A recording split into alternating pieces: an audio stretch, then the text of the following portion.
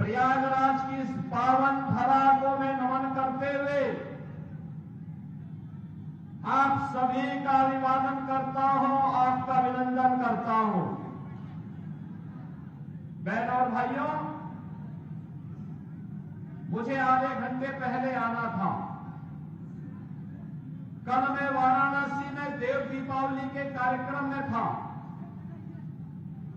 देश के महामहिम उपराष्ट्रपति जी आज वहां पर उपस्थित थे। देवताओं की दीपावली हमारी काशी में कैसे होती है दुनिया ने देखा, और लाखों की संख्या में देश और दुनिया के श्रद्धालुजन, पर्यटक कल काशी में आए थे।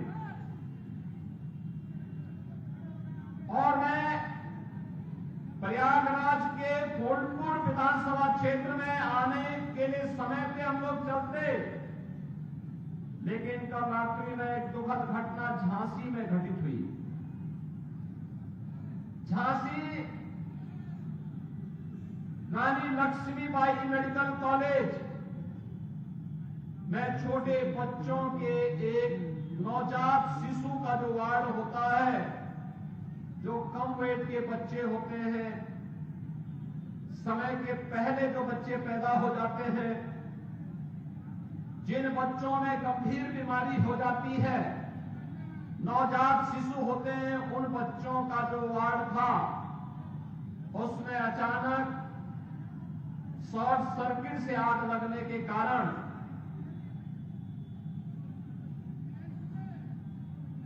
वहां पर एक दर्दनाक घटना घटित हो गई थी। 10 मासूम बच्चे उस अग्निकांड की चपेट में आ गए थे। तो उसी की व्यवस्था में वहां पर शेष 54 बच्चों को सुरक्षित निकाला जा सके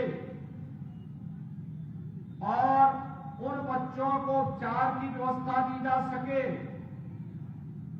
इसकी व्यवस्था में देर रात्रि से ही हम लोग लगे थे। और रात्रि में ही स्वास्थ्य मंत्री और प्रदेश के डिप्टी सीएम श्री ब्रजेश पाठक जी भी वहां पहुंच गए थे और 10 बच्चों की वहां दुखद मौत हुई है। शेष बच्चे सुरक्षित हैं। वहां पे स्वास्थ्य विभाग की पूरी टीम, मेडिकल कॉलेज की पूरी टीम, प्रशासन और पुलिस प्रशासन की पूरी टीम सभी को सुरक्षित निकालने में सफल रही। लेकिन मेरी संवेदना उन सभी परिजनों के प्रति है जिन्होंने अपने मासूम बच्चों को खोया है। और मुझे लगता है कि संवेदना के इस क्षण में हमारी संवेदना इस प्रकार की दुखद और दुर्भाग्यपूर्ण घटनाओं के प्रति होनी ही चाहिए। बहनों और भाइयों, इसलिए चाहते हुए भी व्यवस्था में लगे होने के कारण समय से मैं आपके बीच में यहां पर नहीं आ पाया। आपने जो उत्साह यहां पर दिखाया है, फूलपुर में फिर से कमल का फूल खिलना है, इसके लिए जो आपका ये संकल्प है, उसी के लिए मैं आपके पास आया हूं कहने के लिए। बहनों और भाइयों, आज जो कुछ भी आपको परिवर्तन दिखता है देश में और प्रदेश में, ये प्रधानमंत्री मोदी जी के नेतृत्व में, उनके यशस्वी मार्गदर्शन में ही संभव हो पा रहा है। चाहे मेडिकल कॉलेज की स्थापना के कार्य हो, चाहे वह देव दीपावली का भव्य कार्यक्रम काशी का रहा हो, चाहे वह दीपोत्सव का भव्य आयोजन अयोध्या धाम का हो, चाहे वह गंगा एक्सप्रेसवे को मेरठ से प्रयागराज से जोड़ने का हो, चाहे वह 2025 का भव्य और दिव्य कुंभ का हो, ये केवल और केवल डबल इंजन की भाजपा की सरकार कर सकती है। समाजवादी पार्टी का कोसों दूर तक इससे कोई रिश्ता नहीं है। बहनों भाइयों, इनको विकास से कौन मतलब है? इनको युवाओं से कौन मतलब रह गया है? इनको किसानों से कौन मतलब रह गया? इनको व्यापारियों से मतलब नहीं, इनको विकास से मतलब नहीं। इनका तो एक ही सिद्धांत है कि सबका साथ और सेठई परिवार का विकास। उससे ऊपर ये सोच भी नहीं सकते, उससे ऊपर इनकी सोच है भी नहीं। याद करिए, हमने पहले दिन कहा था उत्तर प्रदेश के अंदर, उत्तर प्रदेश की धरती को दंगा मुक्त बनाएंगे। उत्तर प्रदेश की धरती में कोई भी माफिया हो, वह खनन माफिया हो, वह नकल माफिया हो, वह वन माफिया हो, वह पशु माफिया हो, उससे सख्ती से निपटेंगे। और बहनों और भाइयों, आपने देखा होगा समाजवादी पार्टी को इससे पीड़ा होती है। नकल माफिया को भी बचाने के लिए वह कितनी बड़ी चोटी, आज भी आप देख लीजिए जितने बड़े दुर्दांत खतरनाक माफिया हैं, वे सब सपा के गले के हार हैं। उन्हीं से इनकी आजीविका चलती है, उन्हीं के भरोसे ये लोग जीते हैं। और इसीलिए जब युवाओं के लिए सुचितापूर्ण तरीके से परीक्षाएं हो, जब सरकार उन युवाओं के हित के लिए कार्य करते, हमने तो पहले दिन कहा था कि युवाओं के भविष्य के साथ खिलवाड़ करने वाले के भविष्य के साथ फिर हम भी खिलवाड़ करेंगे। हमारे युवाओं के भविष्य के साथ किसी को खिलवाड़ करने की छूट नहीं मिलनी चाहिए। और मैं फिर कहता हूं, नकल माफिया के खिलाफ हम कार्रवाई करेंगे। किसी भी युवा के भविष्य के साथ खिलवाड़ करने की छूट नहीं देंगे किसी को भी। प्रतियोगी परीक्षाएं सुचितापूर्ण तरीके से संपन्न हो, इसके लिए माहौल सरकार भी बनाएगी, संबंधित चयन बोर्ड और आयोग भी उसके लिए पूरी प्रतिबद्धता के साथ कार्य कर रही है। अच्छे नौजवान जब सेवा में आएंगे तो विकास की गति को द्रुत गति से आगे बढ़ाने के साथ ही गरीबों तक शासन की योजना को पहुंचाने में भी अपना योगदान देंगे। और प्रयागराज की धरती तो ये भगवान प्रयागराज की है, भगवान वेणी माधव की है, भगवान भारद्वाज की है, मां गंगा यमुना और सरस्वती की त्रिवेणी की है।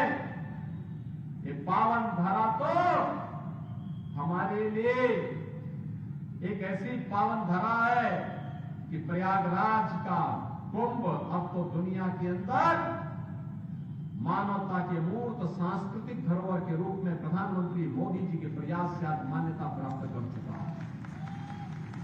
बहनों और भाइयों, ये समाजवादी पार्टी राम मंदिर का विरोध करती है, दीपोत्सव का विरोध करती है, देव दीपावली का विरोध करती है,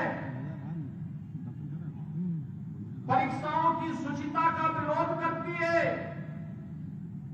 विकास के कार्यों का विरोध करती है, गरीब कल्याणकारी योजनाओं को, जो गरीबों को लाभ मिलता है, उसका भी विरोध करती है।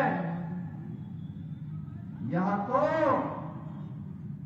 केवल और केवल बांटने की राजनीति पे विश्वास करती है। बहनों और भाइयों, अयोध्या में 500 वर्षों का इंतजार क्यों हमें करना पड़ा? क्यों करना पड़ा था? क्योंकि हम बटे थे। काशी में क्यों हमें अपमान झेलना पड़ा था? क्योंकि हम बटे थे। मथुरा में क्यों अपमान झेलना पड़ा? क्योंकि हम बटे थे। और जब बटे थे तो कटे थे। बटना नहीं है, एकजुट होना है। याद रखना, भारत की आज की सबसे बड़ी चुनौती है जाति के नाम पर बांटने वाले लोग देश के दुश्मन की तरह काम कर रहे हैं। कि आपको जाति के नाम पर बांटेंगे, तुष्टीकरण की नीति पर चलेंगे। दुर्भाग्य से अगर सत्ता कभी ऐसे लोगों को मिल जाती है तो गरीब हिंदू तक की लगाई देखते रह जाता है, लेकिन कभी उसको शासन की योजना का लाभ नहीं मिल पाता है। आपने पिछले 10 वर्ष में देश के अंदर 7 साढ़े 7 वर्ष में उत्तर प्रदेश के अंदर देखा होगा 56 लाख गरीबों का मकान मिला, कोई भेदभाव नहीं। 2.5 करोड़ से अधिक गरीबों के घर में शौचालय बने, कोई भेदभाव नहीं। लगभग 2 करोड़ गरीबों के घर में उज्ज्वला योजना का रसोई गैस का सिलेंडर पहुंचा, कोई भेदभाव नहीं। बहनों और भाइयों, 1 करोड़ 56 लाख गरीबों को फ्री में बिजली के कनेक्शन मिले, कोई भेदभाव नहीं। 14 लाख किसानों के बिजली के बिल, ट्यूबवेल के बिल माफ किए गए, कोई भेदभाव नहीं हुआ। करोड़ों किसानों के से हम उनके धान और गेहूं की एमएसपी के दाम पर उपज खरीदते हैं, कोई भेदभाव नहीं हुआ, कोई भेदभाव नहीं हुआ। प्रदेश में 15 करोड़ और देश में 80 करोड़ गरीबों को फ्री में राशन दिया जा रहा है, कोई भेदभाव नहीं। 1 करोड़ परिवारों को उत्तर प्रदेश में वृद्धावस्था पेंशन, निराश्रित महिला पेंशन और दिव्यांगजन पेंशन में 12,000 रुपए महीने साल का दिया जा रहा है, कोई भेदभाव नहीं हुआ। कन्या सुमंगला योजना में कोई भेदभाव नहीं हुआ। सामूहिक विवाह योजना में कोई भेदभाव किसी बेटी के साथ नहीं हुआ, क्योंकि हमारा तो कहना है कि बेटी सबकी बेटी होती है।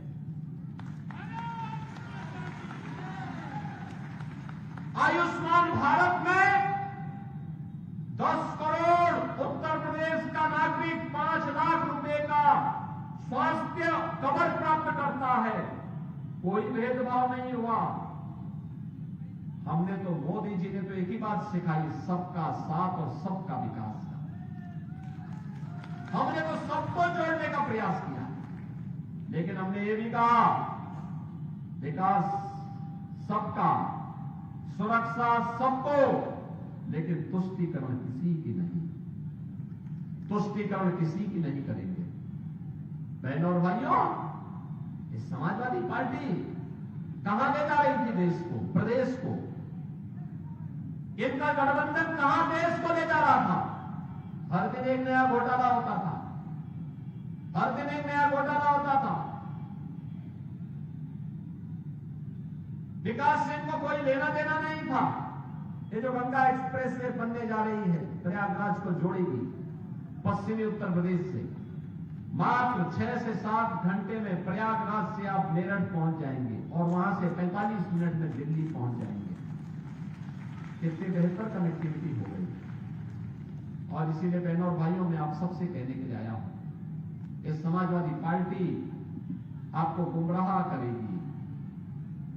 इनके तमाम ऐसे लोग घूमेंगे, सोशल मीडिया प्लेटफॉर्म में आपस में लड़ाने का कार्य करेंगे।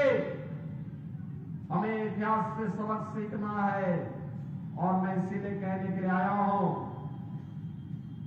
कि प्रदेश सरकार ने जो आपसे कहा था, आप याद करिए, इसी मंच पर श्रीमती जयापाल भी है, पूजा पाल भी है। क्या हुआ था इन लोगों के साथ? किस प्रकार का अत्याचार हुआ था? कोई पूछने वाला था? कृष्णानंद राय भारतीय जनता पार्टी के विधायक थे, क्या हुआ था उनके साथ? कृष्णानंद राय के साथ रमेश यादव भी थे, रमेश पटेल भी थे, 7 अन्य लोग थे, सबकी निर्मम हत्या कर दी गई। इस समाजवादी पार्टी से जुड़े हुए माफिया, एक दुर्दांत माफिया, निर्दोष हिंदुओं की हत्या भी करते थे और फिर संपत्तियों पर भी कब्जा करते थे, व्यापारियों का अपहरण करते थे, बेटी की सुरक्षा में सेंध लगाते थे, धार्मिक स्थलों पर कब्जा करते थे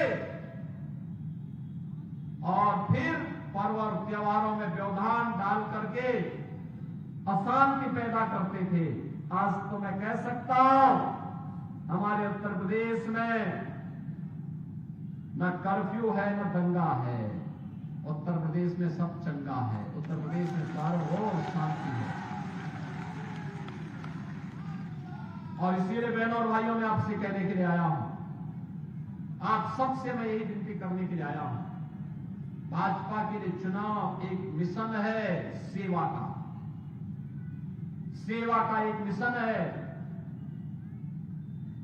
समाजवादी पार्टी, बहुजन समाजवादी पार्टी के लिए चुनाव एक व्यवसाय है। अपने कारनामों को अंजाम देने का, जनता को शोषण करने का, अराजकता फैलाने का, सर्टिफिकेट प्राप्त करने का, इनको अराजकता पैदा करने, भ्रष्टाचार पैदा करने, गुंडागर्दी फैलाने, कर्फ्यू लगाने, दंगा कराने, लूट खसोट करने का ये सर्टिफिकेट हमें नहीं देना चाहिए, कतई नहीं देना चाहिए। इनकी जमानतें जब्त होनी चाहिए। और यही कहने के लिए आज मैं आपके पास आया हूं। भारतीय जनता पार्टी, अपना दल, निषाद राज पार्टी, हमारे जितने भी सहयोगी दल हैं, इन सब ने श्री दीपक पटेल को प्रत्याशी बनाकर के आपके बीच उतारा। बहनों और भाइयों, वे एक अनुभवी और कर्मठ कार्यकर्ता है, अनुभवी है, कार्य करने का अनुभव है और साथ साथ जूझने का भी एक सामर्थ्य है। विकास के लिए जो भी आपका आह्वान होगा, वह विकास आपके फूलपुर में पहुंचेगा, फूलपुर में आएगा। उसके लिए फूलपुर वासियों को फिर इधर उधर जाने की आवश्यकता नहीं पड़ेगी। अच्छे लोग चुनेंगे तो विकास आपके द्वार तक लेके आ जाएगा। और इसीलिए मैं आपसे कहने के लिए आया हूं, 20 तारीख को जो चुनाव होने जा रहे हैं, इस चुनाव में से दीपक पटेल जी को कमल चुनाव चिन्ह पर भारी बहुमत से विजयी बना करके भेजना है। बना के भेजेंगे। भोजपुर में थोड़ा दोनों हाथ पा करके आशीर्वाद देकर के बताओ, मुझे आश्वस्त करो, आप सभी लोग आशीर्वाद देंगे। सभी लोग सहमत हैं? सभी लोग सहमत हैं? तो फिर मेरे साथ बोलेंगे, भारत माता की